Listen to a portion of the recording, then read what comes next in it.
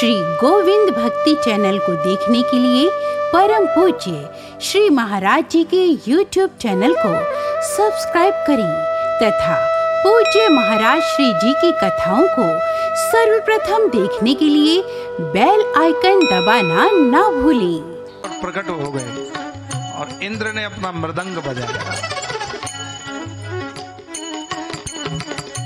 इंद्रोवादीन मृदंगम जय जय सुकरा कीर्तने ते कुमारा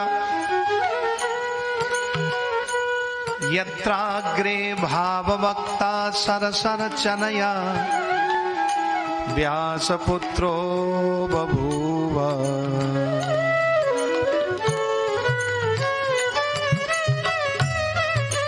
सुखदेव जी प्रकट हो गए और प्रकट होते ही उन्होंने देखा क्या कि जैसे ही कीर्तन हुआ सभी ऋषि मुनि महाभागवत भगवान के उस कीर्तन में जब तल्लीन हो गए, भगवान से नहीं रहा गया, भगवान भी प्रकट हो गए, दर्शन दे दिए।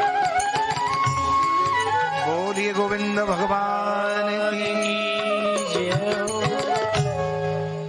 भगवान प्रकट हुए, प्रकट होते ही सभी भक्तों को दर्शन दिया, उनकी कथा श्रवण करना सफल हो गया, उनके अंतःकरण को शुद्ध कर दिया।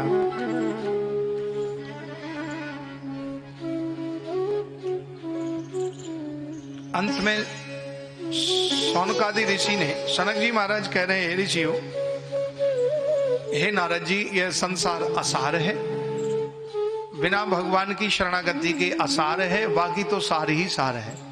इसलिए जीवन में कथा मात्र का जीवन ऐसा ही भाव होना चाहिए, तो उसे संपूर्ण जीवन का सार प्राप्त हो जाता है। सूत जी 88,000 ऋषियों को सुनाते हैं कि हे ऋषियों, असारे संसारे विषय विष संगा कुलधिया क्षणार्धम क्षेमार्थम पिबत शुक गाथा तुलसुदाम तुलसुधाम किमर्थम व्यर्थम भो ब्रजत कुपथे कुत्सित कथे कथे परीक्षित साक्षी यद श्रवण गत मुक्ति युक्त कथने।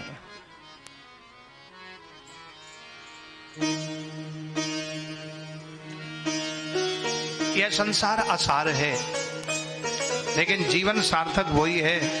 बोले किमर्थम व्यर्थम भो ब्रजत कुपथे कुत्सित कथे, बोले शरीर को ब्रजत कुपंथ पर ना ले जाएं, सतपथ पर चलें। तो सतपथ क्या है? बोले भगवत चरित्रों को सुने, अच्छे चरित्र करें, अच्छा व्यवहार करें, ये सुपंथ है। और कुपंथ ये है दूसरे की बुराई करें, ईर्ष्या करें, दूसरे का बुरा सोचें, खुद दुखी रहें, दूसरे को दुखी करें, ये कुपंथ है। तो श्री सनक जी महाराज कह रहे हैं, हे नारद जी, संसार में जो व्यक्ति किमर्थम व्यर्थम वो ब्रजत कुपथे कुत्सित कथे, संसार में जो व्यर्थ में जो कुपंथ पर चल रहे हैं, उनका जीवन एक पशु के समान दुखी होकर के और वो चला जाता है व्यर्थ में। लेकिन ब्रजत कुपथे कुत्सित कथे, कुपथ का त्याग करके और सतपथ पर चलें, अर्थात सत्संग की महिमा को समझें, सत्संग की शरण में आवें, सत्पुरुषों से परामर्श करके सत्संग अपने जीवन में उतारें। ये जीवन का सार बताया है, बाकी तो बोले सब असार है, बाकी असार। इसलिए दान करें,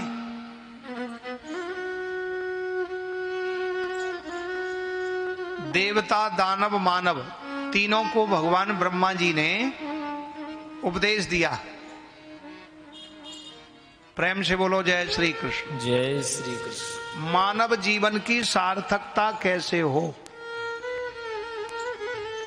मानव जीवन सार्थक कैसे हो, श्री गुरुदेव भगवान बहुत अच्छी बात बताते। बोले ब्रह्मा जी ने देवता दानव और मानव तीनों को बुलाया और तीनों ने ब्रह्मा जी के पास जाके प्रणाम किया और ब्रह्मा जी ने तीनों को एक उपदेश दिया, दा इति दा।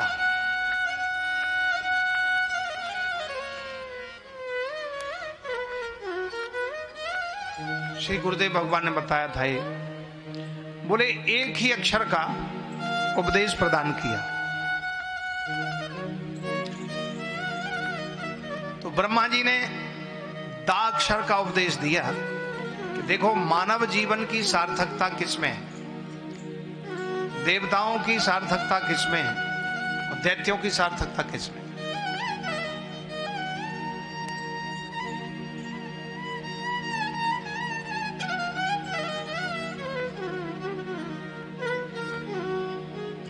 दा इति दा, दाक्षर का उपदेश दिया ब्रह्मा जी ने। तो दैत्यों ने विचार किया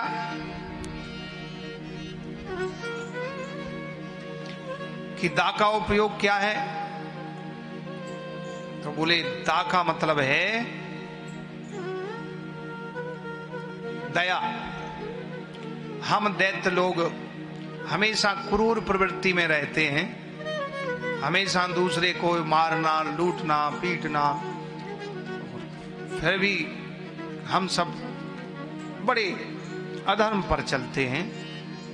तो दा का मतलब है दया करना सीखें।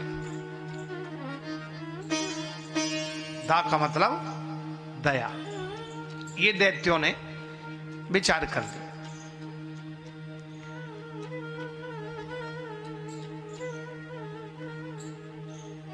देवताओं का ब्रह्मा जी ने पूछा, तुमने दा का अक्षर का क्या अर्थ समझा, दा का उपदेश विचार किया। बोले महाराज हम देवता कामनाओं में ग्रसित रहते हैं और घूमते रहते हैं और स्वर्ग में भोगों का भोग करके और फिर पुनः मृत्यु लोक में जाते हैं, इसलिए भोगों का परित्याग करके दा का मतलब है, दा का मतलब दमन, इंद्रियों पे दमन करें, चलायमान इंद्रियों को हम रोकें और अपनी स्थिति में रहें, तो निरंतर हमें भगवान के स्वर्ग की प्राप्ति रहेगी। दा का मतलब है, देवताओं ने समझ लिया दमन। मानवों से पूछा, बोले दा का मतलब क्या है, तुमने क्या समझा। विचार किया, बोले प्रभु हम मानव हमेशा संग्रह करते रहते हैं, जहां भी जाएं जो भी तो कुछ ना कुछ लेते रहते हैं, संग्रह करते रहते हैं। ग्रहण लेने की प्रवृत्ति है, देने की प्रवृत्ति नहीं है हम लोगों में।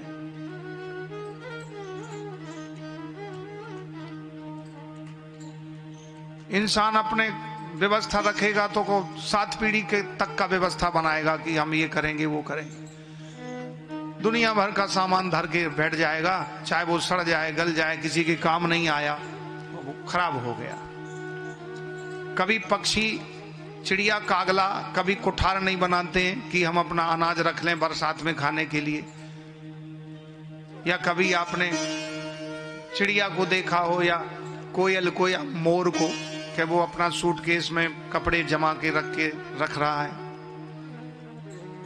जो मिलता वो पा लेते हैं, भगवान की भक्ति में प्रसन्न रहते हैं। तो बोले मानव का मतलब है, मानव ने शिक्षा ली कि हम जितना संग्रह करते हैं, लेते रहते हैं, देते नहीं हैं। तो कभी देना भी चाहिए, देने से मानव जीवन सफल रहता है, मानव जीवन स्थिर रहता है, मानव जीवन को शांति प्राप्त होती है देने से। तो दा का मतलब है दान।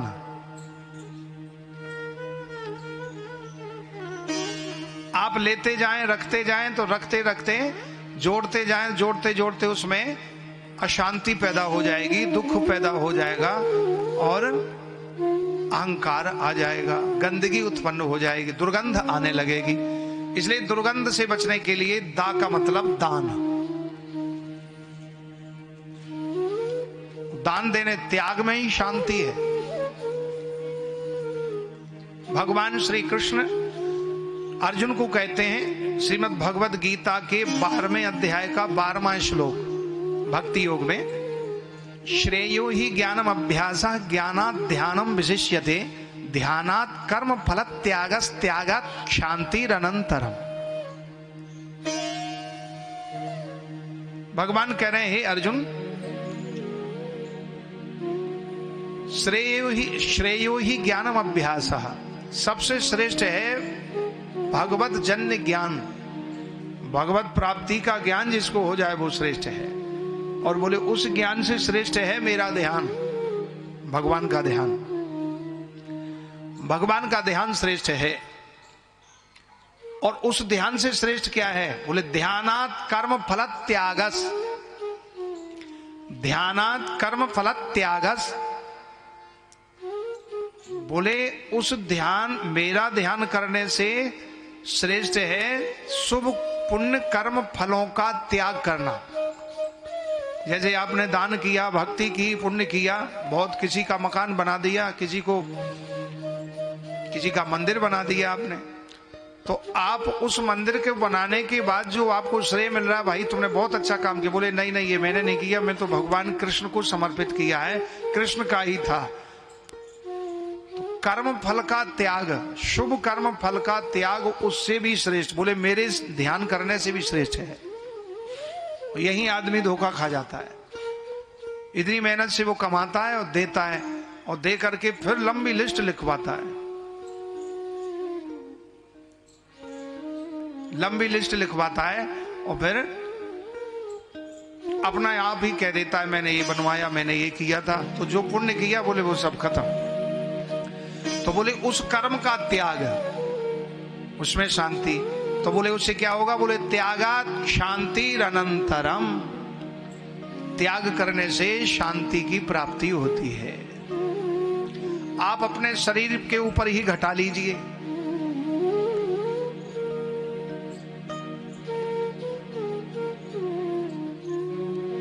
शरीर के ऊपर ही घटा लीजिए। आप खाते जाएं, इकट्ठा पेट में रखते जाएं, ना लघु शंका जाए ना दीर्घ शंका जाए, तो क्या होगा हाल? किसी को लघु शंका लगी हो और पानी पीता जाए और कहे भाई तुम रुक जाओ, तुमको 100 रुपए देंगे, जाओ मत, कैसे नहीं जाएगा? मर जाएगा, बीमार हो जाएगा। क्योंकि ये प्रकृति का, भगवान का बनाया हुआ नियम है। भगवान उपदेश दे रहे हैं, जब तक त्याग नहीं होगा तब तक शांति नहीं होगी। यही जीवन का मुख्य है कि आपके पास में धन का संग्रह तो उसको भी त्यागो, कपड़ों का संग्रह उसको भी त्यागो। यदि त्यागोगे नहीं तो आपका जीवन सुखद नहीं होगा, शांति नहीं मिलेगी, सुख नहीं मिलेगा।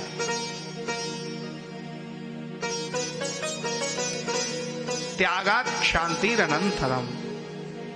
यदि आपने लेना ही लेना सीखा, देना नहीं सीखा, तो आपका जीवन एक तरफ ही रह जाएगा, मानव जीवन नहीं कहलाएगा। इसलिए श्रेयो ही ज्ञानम अभ्यासः ज्ञानात् ध्यानम विशिष्यते ध्यानात् कर्म फल त्यागस् त्यागात् शांतिरनंतरम।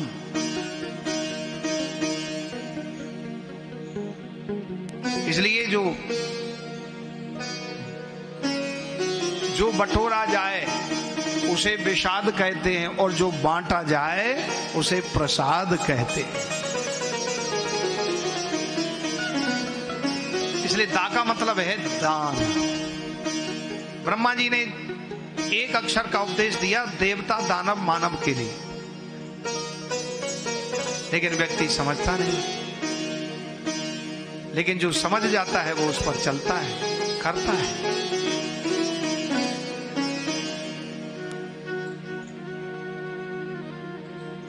बहुत ऐसे कंजूस होते हैं कि शरीर नष्ट हो जाए,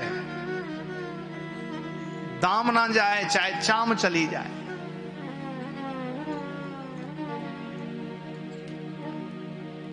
ऐसे एक सेठ जी थे, प्रेम से बोलो जय श्री कृष्ण। सेठ जी जो थे वो बहुत कंजूस थे, लेकिन उनकी जो गृह लक्ष्मी थी वो भगवान की पूजा करती थी और दान पुण्य भी करती थी। तो सेठ जी से कहा उनकी पत्नी ने कि जाओ गंगा जी नहाए आओ, पास में ही है, 5 कोस पे है गंगा जी, और दुनिया जा रही है। देखो अमावस्या पूर्णमासी, तुम्हारी जिंदगी बीत गई कमाते कमाते, जाओ नहा के आओ, स्नान करके आओ, गंगा नहाया। अब बोले जाऊंगा तो किराया लगेगा, फिर वहां घाट पे किसी को देना पड़ेगा।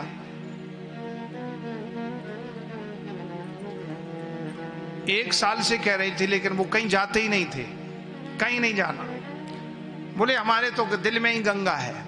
बहुत लोग ऐसे होते हैं, लेकिन हट कर ली, बोले नहीं तुम जाओ तो सही। अच्छा ठीक है तो मैं जाता हूं। तो वो पैदल गए।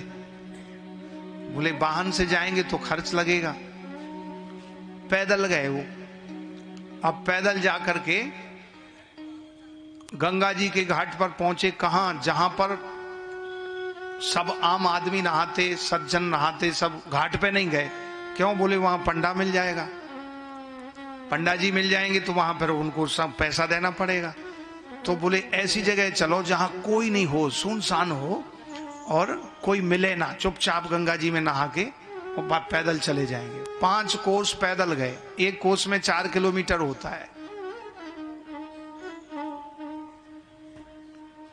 3 किलोमीटर एक कोस में होता है। 15 किलोमीटर पैदल गए वो, और चल करके जाके अब देखा घाट पे तो जाएंगे नहीं, तो एकांत में शमशान घाट था। बोले यहां ठीक है, कोई नहीं है यहां। शमशान घाट पे कौन रहता? कोई नहीं रहता। बोले ये ठीक है, यहीं अच्छा है, कोई नहीं है। लेकिन भगवान भी कभी कभी कौतूहल करते हैं। तो उस कंजूस के भाव को भगवान ने देखा।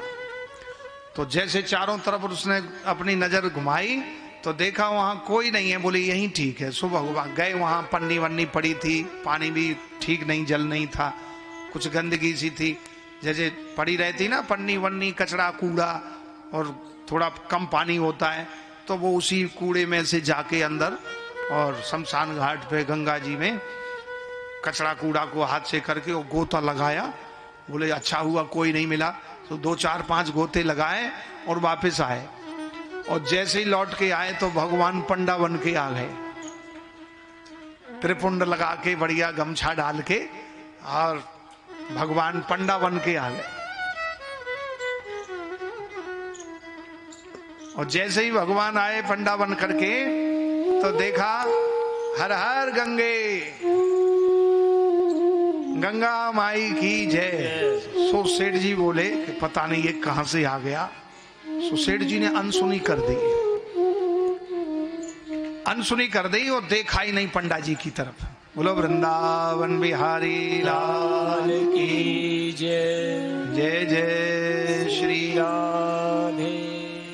गोपाला गोपाला रे प्यारे नंद लाला, गोपाला गोपाला रे प्यारे नंद लाला, गोपाला गोपाला रे प्यारे नंद लाला, गोपाला गोपाला रे प्यारे नंद लाला,